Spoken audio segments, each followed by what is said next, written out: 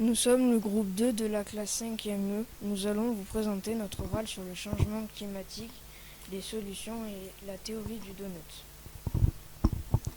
Le changement climatique. Le dioxyde de carbone est la cause du réchauffement climatique.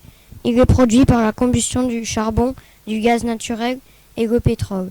À partir de la révolution industrielle, quand les trains, les voitures et les usines ont été créés, on s'est mis à émettre énormément de dioxyde de carbone dans l'air. Le réchauffement climatique a aussi des conséquences. La fonte de la banquise qui met en danger de nombreuses espèces animales, comme les phoques et les ours polaires. La fonte de la banquise fait aussi monter le niveau des mers. Il y a aussi la température qui monte, l'acidification des océans qui met en danger la biodiversité marine. Les solutions. Première solution, le covoiturage et la voiture autonome. Les effets positifs de solution sont la baisse de la pollution, des accidents et des bouchons sur la route. Mais cette solution demande un changement des mentalités. Puis, les voitures autonomes sont très chères pour le moment. Deuxième solution, la permaculture des algues dans les océans. Les algues stockent le CO2. Elles peuvent aussi être une source de nourriture végétale et être transformées en biocarburant. Mais il faudrait en planter énormément dans les océans et les mers.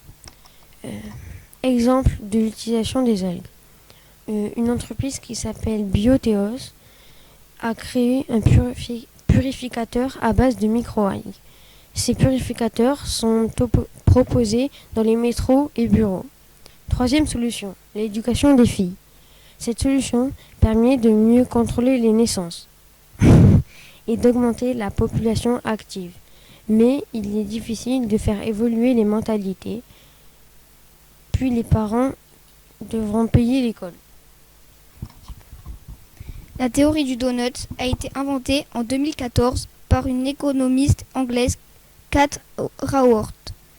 Ce schéma montre le trou du donut qui représente les besoins humains qui ne sont pas satisfaits. Ce fond du trou est limité par une ligne appelée le plancher social qui représente l'espace au-dessus du fond du trou. Puis nous avons l'espace juste et sûr de l'humanité qui représente l'espace où les besoins élémentaires des humains sont satisfaits. Pour finir, nous avons le plafond environnemental qui est la limite au-delà de laquelle les ressources de la planète sont surexploitées.